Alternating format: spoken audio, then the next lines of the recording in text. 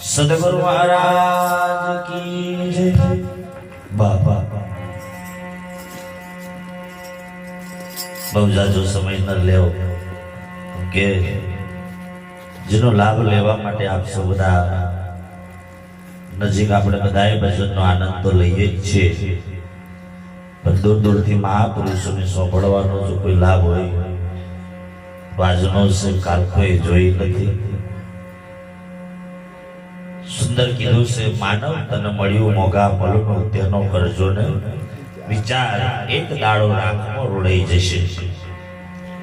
આજે મહાપુરુષો જે આપણને આયા છે એક જીવનની પ્રેરણા આપે છે કે જીવન કેવું જીવવું, કેવી રીતે ચાલવું। શરીર માટેના ઘણા ઉપાયો મહાપુરુષોએ કયા છે, પણ સાહેબ સંતોના સંગમાં રહેવા માટે આપણે કેવા બનવાની જરૂર છે। બાકી ઘણા એવા જીવ પડ્યા છે જગતમાં જેમ મન ફાવે ફરે છે, પણ સાહેબ છે સદગુરુનું શરણો સેવ્યું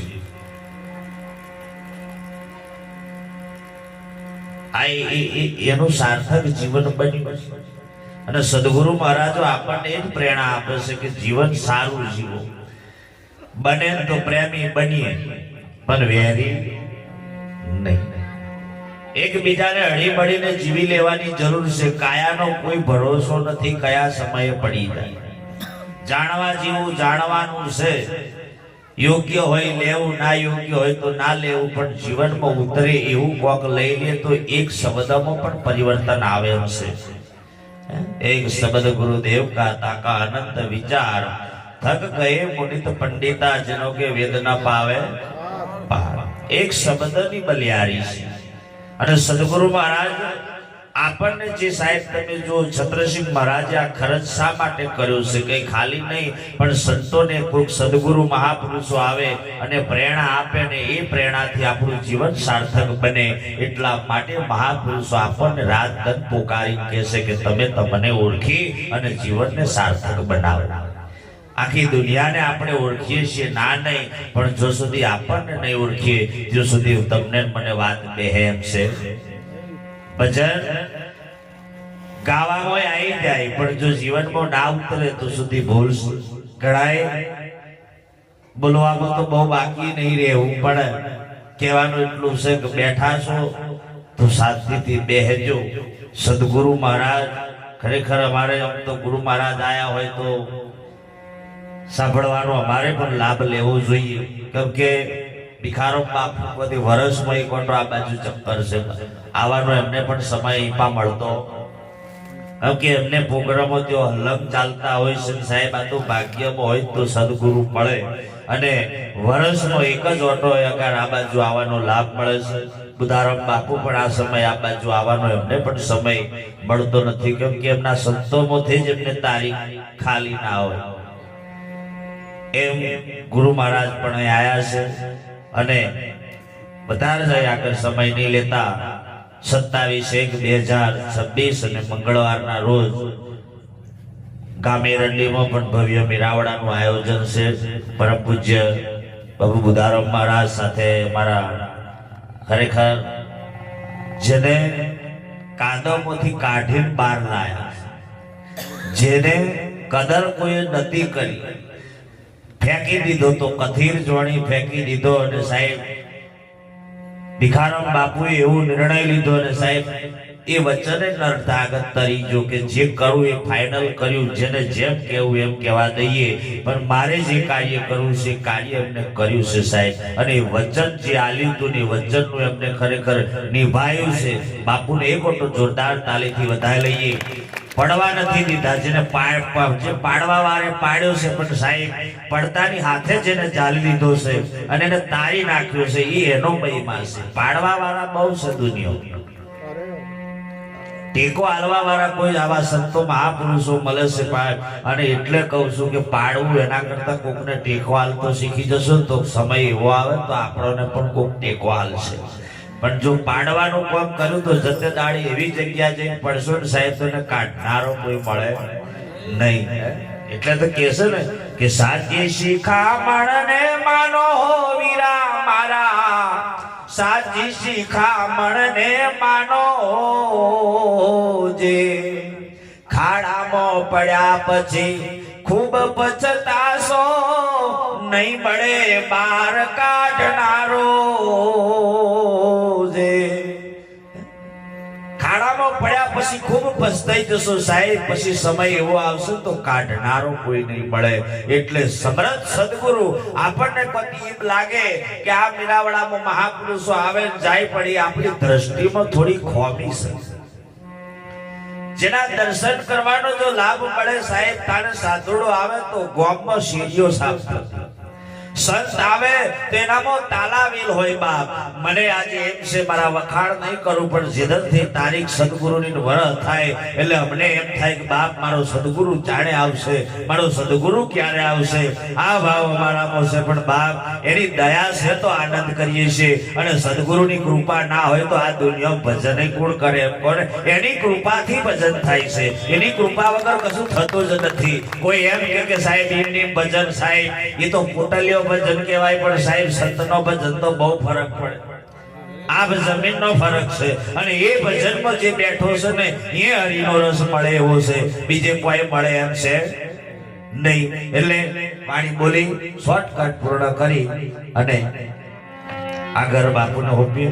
સદગુરુ મહારાજનો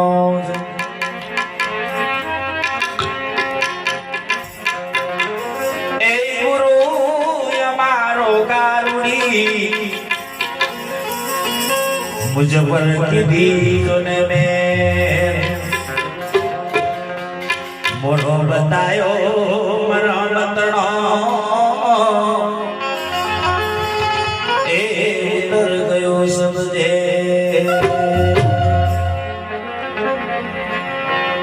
नक्की કરી અને જે સદગુરુ પડ્યા છે શરણો સેવજો ત્યારે એ કરવા આપણા ગુરુજીનો શરણ, એ સાચા સદગુરુનો શરણ બતાવે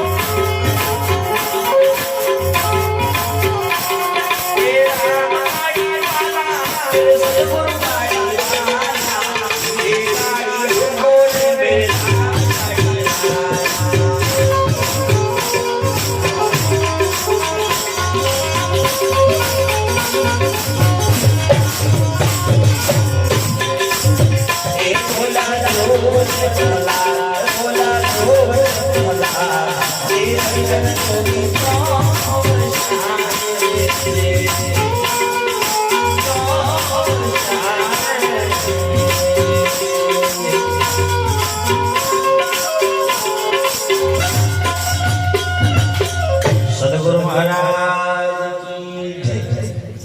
આટલું બોલી વાણી વિરામ કર. સદી કોઈ બોલવામાં ભૂલ થઈ સમાપન કર.